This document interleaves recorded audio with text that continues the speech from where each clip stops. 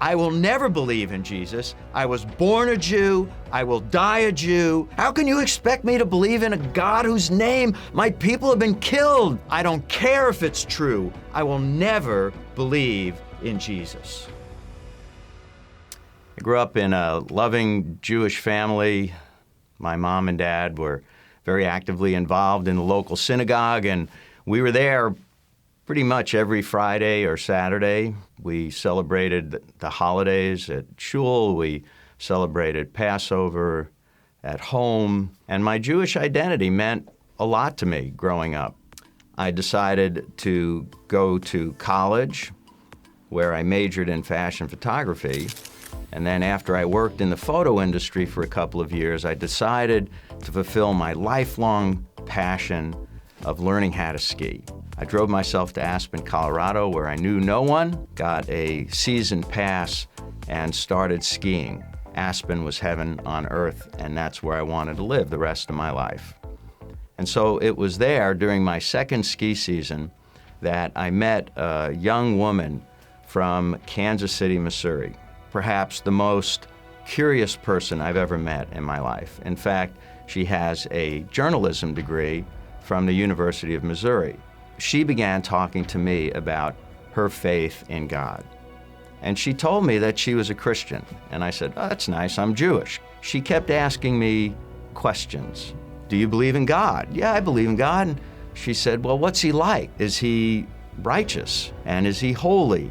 "What? What do you mean, what's he like?" And I said, he's other, and we're here, we're down here. He's infinite, we're finite. She kept asking me questions and about God and about what I believed about God and why I believed it. And the more questions that she asked me, the more upset I would become with her. I would get angry with her. "How can you expect me to believe in a God whose name my people have been killed for 2,000 years? She appeared to me as being narrow-mindedly dogmatic. But it was over time, as she asked me questions about what I believed and why I believed it, it began to occur to me that maybe I was the one who was narrow-minded and dogmatic. I knew Jews don't believe in Jesus. I knew you can't be Jewish and believe in Jesus. But the more she pressed me to explain why those things were true, the more I realized I didn't know, other than because. After she left, I decided, well, I'm going to start reading the Bible for myself to see what it says. And so, of course, I wouldn't go anywhere near the New Testament because I knew for a fact that the New Testament was Goyisha Bubamaisis. It was Gentile grandmother stories. And everybody knew it was anti-Semitic, and so I would have nothing to do with that. What I discovered was that the God of this woman was my God, was the God of Abraham, Isaac, and Jacob. That really touched me.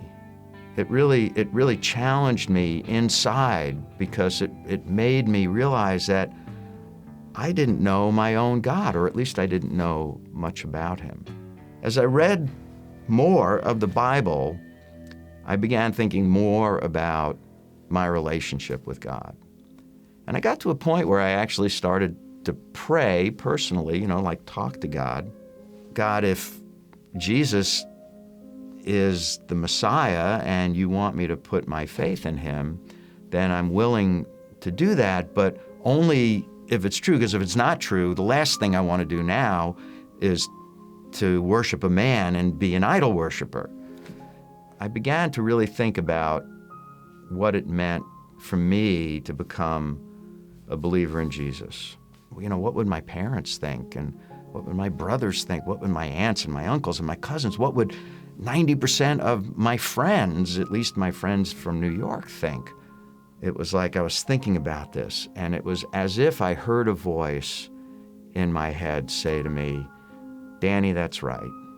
The choice is between following me and everyone and everything else." If God is God, he's boss. You do what he says, and if there's a cost involved, it's worth it.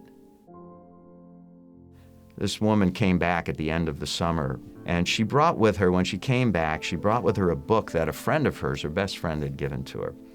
And the title of the book, you ready for this? The title of the book was, "What's a Nice Jewish Boy Like You Doing in the First Baptist Church?" All of the questions I kind of had floating around in my head that I wasn't willing to ask directly were addressed in the book. Jesus was Jewish, and the apostles were Jewish, and all of the New Covenant, the New Testament books were written by Jews. To this point, I had never still opened the New Testament scriptures. But reading this book, I began to read them for myself for the first time. I grew up in a neighborhood that was mixed Jewish, mostly Jewish, and a lot of Catholic kids. And so for me, Jesus and the New Testament was associated with those kids and the hatred that I got from them. And I was shocked to discover the exact opposite. I discovered a Jewish man addressing Jewish topics in a Jewish way, who taught love for your enemies, love for all people, not the kind of hatred that I saw. And this Jesus, who was the God of the Gentiles who hated the Jews, began to evaporate because he didn't exist. I finished the book, and she says to me, "So what did you think of the book?" I thought for a minute, and I said, "It was good. I liked it. I think it's going to help me explain some things to my parents." And she was completely taken off guard, and she said, "You mean you believe that Jesus is the promised Messiah of Israel?" And I said, "Yeah." She says, "Now you believe that he died on a Roman cross as a payment for your sin?" And I said, "Yeah." And she said, "And you believe that by trusting in him and what he did for you on that cross, your sins are forgiven and you have new life with God?" And I said, "Yeah." You may be wondering about the identity of this very curious shiksa from Kansas City, this journalist who had such a profound impact on my life. And yes, what you are guessing is true. I chased her for another 1.5 years until she caught me, and we have been happily married for almost 39 years. After I had come to faith in Jesus, it took me a few months to build the nerve to tell my parents about it, because I knew it would be hard for them. My mother's response was just classic. "Don't talk to me about Jesus. Don't tell me about him.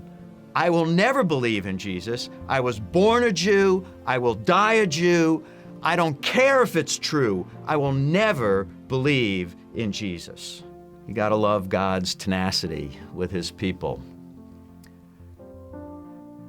Even as he sent someone into my life to tell me about Messiah, it was people who knew Messiah who helped my mother come to faith at the age of 86 years of age. And I had the most awesome privilege of leading my mom to faith in Messiah.